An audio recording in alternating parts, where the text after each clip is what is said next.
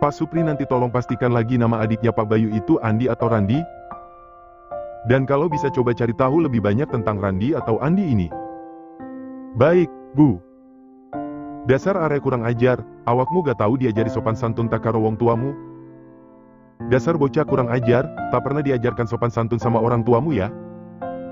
Terdengar keributan dari meja depan, membuatku mengalihkan pandangan dari Pak Supri ke arah depan.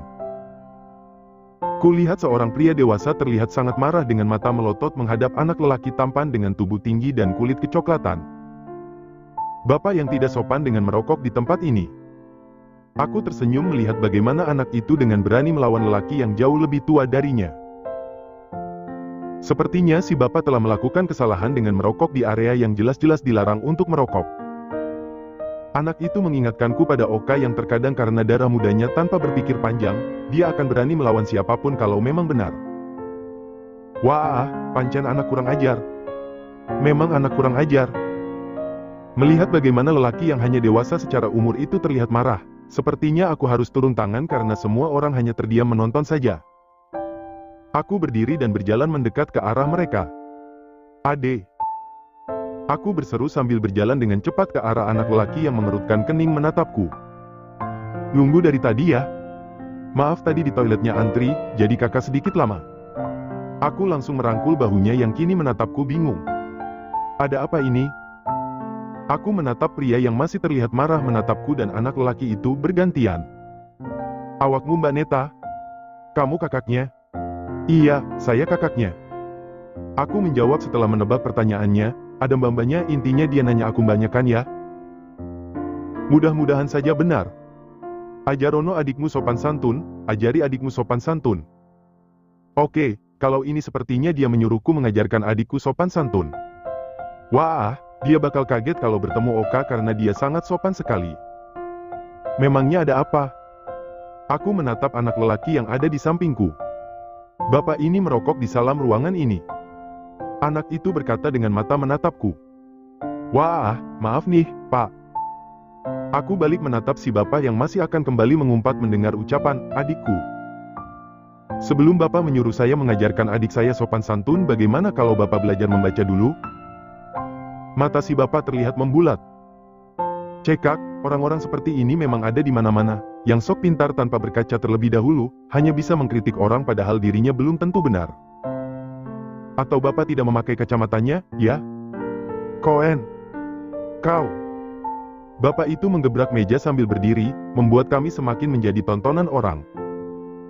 Teman-teman semejanya pun kini ikut berdiri membuat Pak Supri maju dan terlihat waspada. Di situ, aku menunjuk tulisan no smoking yang terpasang di beberapa tempat. Jelas-jelas tertulis no smoking, artinya tidak boleh merokok, Pak. Kalau bapak tidak mengerti no smoking atau tidak bisa membaca, itu ada gambar rokok yang dicoret, Pak, artinya sama, dilarang merokok. Pria itu kini menatapku dengan rahang mengeras. Dan kalau bapak merokok di ruang ber-AC seperti ini, apa bapak tahu itu artinya bapak meracuni semua orang yang ada di sini dengan asap rokok? Bahaya loh, Pak. Si bapak kini berdehem dan mulai mengalihkan pandangan. Ayo, Dek. Aku menarik adik yang bahkan namanya pun aku tak tahu. Kita belajar sopan santun, dan, bapak jangan lupa belajar membaca ya, ucapku ketika berpapasan dengannya yang menatapku dengan mata membulat. Orang seperti itu memang harus diberi pelajaran.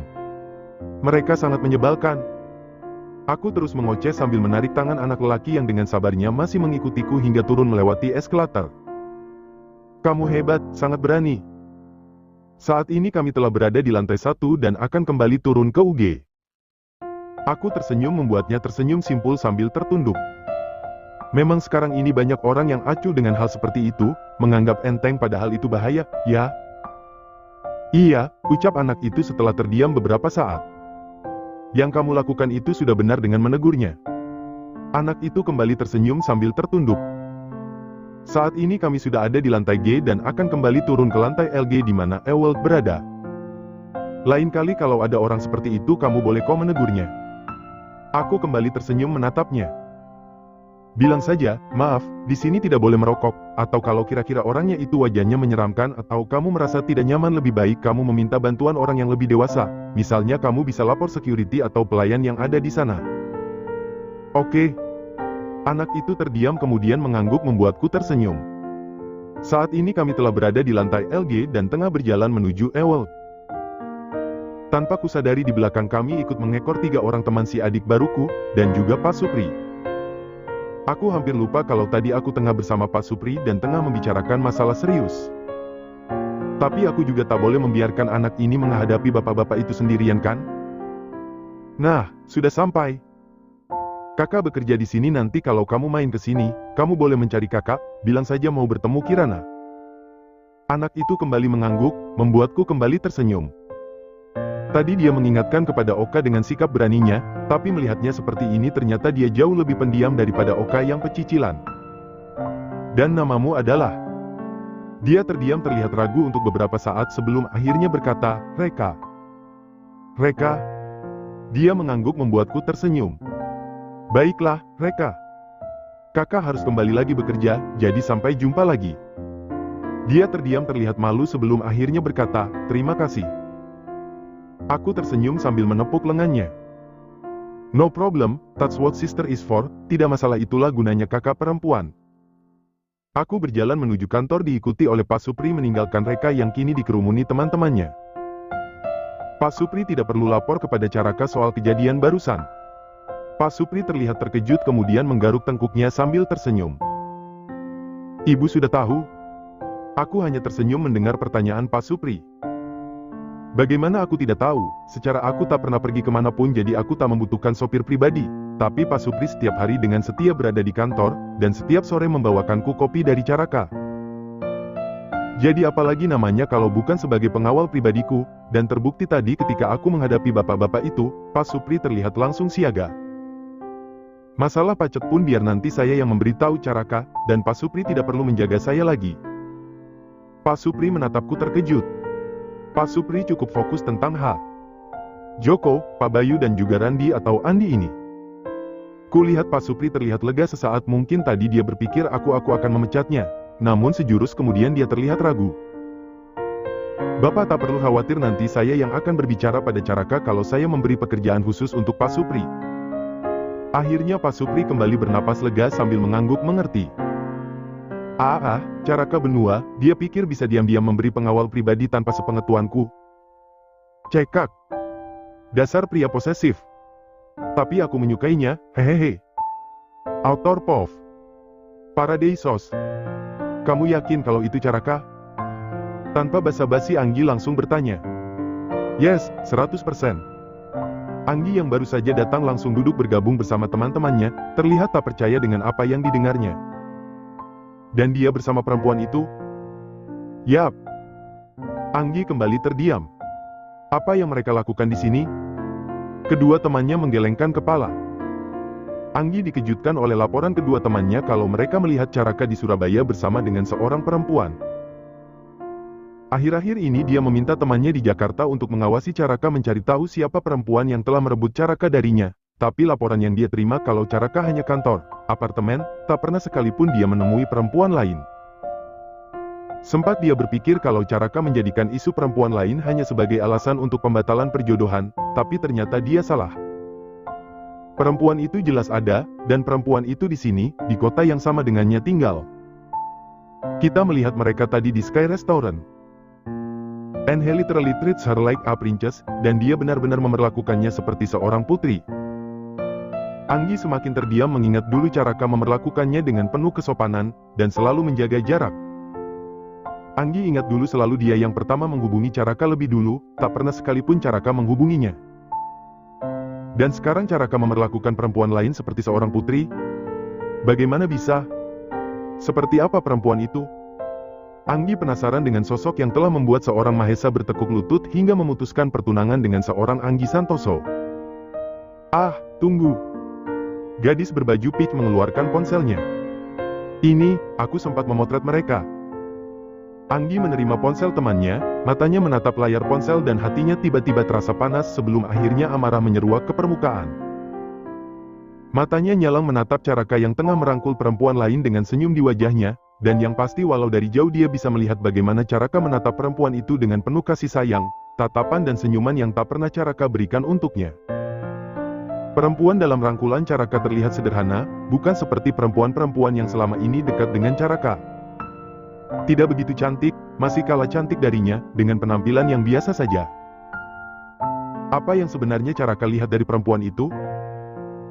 Dan itu semakin membuat amarahnya semakin menjadi, karena merasa dikalahkan oleh perempuan yang tidak ada apa-apanya dibandingkan dia. Siapa perempuan itu? Apa yang membuat Caraka jatuh cinta padanya? Dan yang pasti apa yang sedang mereka lakukan di sini? Apa mereka dengan sengaja datang ke Surabaya hanya untuk memperlihatkan kemesraan mereka padanya? Apapun alasannya itu, dia tak akan membiarkan perempuan biasa itu mendapatkan seorang Caraka Mahesa. Dia masih bisa mengakui kekalahannya kalau perempuan itu sebut saja anak pejabat negara, atau mungkin anak pengusaha yang kelasnya di atas dia. Tapi perempuan itu, melihat sekilas dari penampilannya saja sudah dipastikan kalau perempuan itu jauh berada di bawahnya. Tidak, dia tidak pernah merasa terhina seperti ini. Dikalahkan oleh seseorang yang bukan siapa-siapa. Dan seorang Anggi Santoso tidak pernah membiarkan dia kalah begitu saja. Pak Supri akan kembali lagi ke Pacet weekend ini, siapa tahu dia bisa bertemu dengan orang kepercayaannya Pak De Bayu. Saat ini seperti biasa aku tengah video call dengan Caraka dan menceritakan tentang apa yang Pak Supri laporkan tadi. Ternyata mencari keluarga ayahmu tidak segampang yang kukira. Hei, kalau ini akan gampang sudah dari kemarin-kemarin aku menemukan mereka. Hahaha, kamu benar. Oh iya, aku meminta satu pertolongan lagi kepada Pak Supri. Apa itu? Caraka terlihat santai duduk berselonjor di atas sofa, dengan sebatang rokok di antara jari telunjuk dan tengahnya, di belakangnya terlihat pintu kaca yang menuju balkon terbuka lebar. Aku meminta Pak Supri menyelidiki adiknya Pak De Bayu. Maksudmu ayahmu? Aku tak yakin. Aku membuka lemari es dan mengambil minuman vitamin C. Tak yakin bagaimana? Aku kembali berjalan ke arah ruang tengah dan duduk di sofa. Nama mereka berbeda. Aku membuka tutup botol minumanku setelah menaruh ponsel di atas meja disandarkan pada vas bunga. Namanya beda? Iya. Aku meneguk minumanku. Mungkin saja itu ayahku, tapi mungkin juga itu adik atau kakak ayahku yang lain. Caraka terdiam kemudian mengangguk. Sudah tanya mamahmu? Aku menggeleng sambil menutup botol. Belum, tapi sepertinya mama tidak ingat juga. Kalau misalnya dia ingat pasti sudah memberi tambahan not padaku, selain H. Joko, Pak De Bayu, Randi Prasetyo, dan B. Caraka tersenyum sambil menghembuskan asap rokok. Atau bisa jadi memang ayahmu hanya dua bersaudara. Bisa saja itu nama kecil ayahmu, seperti aku. Caraka, tapi keluarga dan teman kecilku memanggilku Raka, rekan bisnisku memanggilku Benua Mahesa atau Caraka Mahesa, sedikit yang mengenalku sebagai Caraka Benua. Aku mengangguk mengerti. Itu sempat kupikirkan, tapi aku perlu memastikannya lebih jauh lagi karena itulah aku menyuruh Pak Supri untuk mencari informasi lebih lagi. Aku pikir aku harus mencari tahu nama H. Joko terlebih dahulu, karena bisa jadi bukan Prasetyo. Caraka mengangguk setuju. Jawa berbeda dengan Sumatera atau daerah lain yang memiliki marga keluarga, karena di Jawa tidak mengenal adanya marga. Nama satu keluarga belum tentu memiliki nama akhir yang sama, atau mungkin orang yang memiliki nama akhirnya yang sama belum tentu mereka keluarga. Seperti Caraka dan Chandra, mereka tidak memakai nama Mahesa di akhir namanya. Caraka Benua dan Chandra Buana, tanpa embel-embel Mahesa di belakang nama mereka, tapi semua orang mengenal mereka sebagai Caraka Mahesa dan Chandra Mahesa hanya karena ayahnya adalah Rudi Mahesa sang pemilik Mahesa Group. Coba kalau mereka hanya orang biasa, keluarga mereka tidak memiliki grup Mahesa, pasti tetap akan dikenal sebagai Caraka Benua dan Chandra Buana. Begitu juga dengan aku dan Oka, kami tidak memakai nama Prasetyo di belakang nama kami. Tapi tidak ada yang memanggilku kami Kirana Prasetyo, atau Asoka Prasetyo, cukup Nana Kirana dan Oka. Kalaupun ada embel-embelnya, Nana mana? Itu Nana anaknya Bu Mega yang suka drama Korea. Jadi, untuk beberapa waktu ini jangan menyuruh Pak Supri untuk mengawalku, biarkan dia bekerja mencari informasi yang kuminta. Caraka terdiam menatapku sebelum akhirnya dia tertawa terbahak-bahak. Kamu mengetahuinya? Tentu saja, kamu pikir selama ini aku percaya kalau Pak Supri hanya sopir pribadiku mengingat aku bahkan tidak perlu sopir untuk pulang ke apartemen. Hahaha. Aku tidak berpikir sampai sana. Cekak. Aku berdecak, tapi mulutku tersenyum melihatnya yang tertawa menyadari kebodohannya sendiri. Caraka Benua, boleh saja dia jenius dalam bisnis, lulusan dari universitas ternama dunia, tapi soal trik asmara sebaiknya dia belajar dari drama Korea. Aku memasuki kantor yang langsung disambut kehebohan anak Eat dan Store yang sedang tertawa lebar. "Mbak, target penjualan tercapai." Seru Pak Ade membuatku membelalakan mata dan menganga. "Serius, Pak?" Aku mentap Pak Ade dan Pak Wiradi bergantian yang tersenyum lebar. "Iya, hahaha, akhirnya pecah telur juga." Pak Wiradi tertawa bahagia, perut gendut dan pipi tembemnya bergoyang, matanya yang sudah sipit kini terlihat hanya segaris. "Hahaha, alhamdulillah, insentif keluar nih," selorohku yang membuat Pak Wiradi kembali tertawa bahagia. "Makan siang nanti saya traktir. Sama semua staf saya ya, Pak, mereka sudah bekerja keras lo buat promo." "Iya, ajak semua yang ada di office." Seru Pak Wiradi membuatku dan Pak Ade berasik ria. Memang orang di mana-mana kalau belanja pasti akan mencari toko dengan harga termurah walaupun selisih harganya tidak seberapa. Itu juga yang ku manfaatkan ketika melihat perubahan harga dan cukup banyak harga di bawah Haryanto, membuatku berani untuk membuat promo cukup besar dengan slogan, "Jika ada yang lebih murah, kami akan ganti selisihnya 2x lipat." Tentu saja hal itu untuk type barang tertentu dengan syarat dan ketentuan berlaku. Dan ternyata berhasil, hanya memerlukan waktu kurang dari 2 minggu untuk target penjualan tercapai. Hampir 2 minggu juga setelah aku menerima kabar dari Island tentang Joko yang tinggal di Pacet, dan seperti yang telah direncanakan minggu kemarin Pak Supri akan kembali ke Pacet, tapi diurungkan karena mendapat telepon dari Pacet kalau orang tersebut tidak bisa datang, dan berjanji akan menemui Pak Supri minggu ini. Sepertinya aku harus kembali bersabar untuk menemui ayahku. Makan siang seperti yang telah dijanjikan, Pak Wiradi mentraktir kami semua di kantin karyawan yang berada di area parkir PTC lantai 5. Banyak stand makanan yang tersaji di sana dengan harga aman bagi kantong, kebanyakan adalah makanan-makanan tradisional dan makanan rumahan. Aku sedang antri memesan sop buntut kesukaanku ketika seseorang menyapaku. "Halo, nah." Aku mengerutkan alisku terkejut melihat Elvan berada di kantin karyawan. Ya, walaupun ini terbuka untuk umum dan tidak sedikit pengunjung mall yang makan di sini karena harga yang murah dan pilihan yang banyak. Tidak berubah ternyata, masih suka sop buntut. Aku hanya mengerdikan bahu, malas rasanya untuk sekedar berbasa-basi. Bukankah urusan kami sudah selesai kemarin?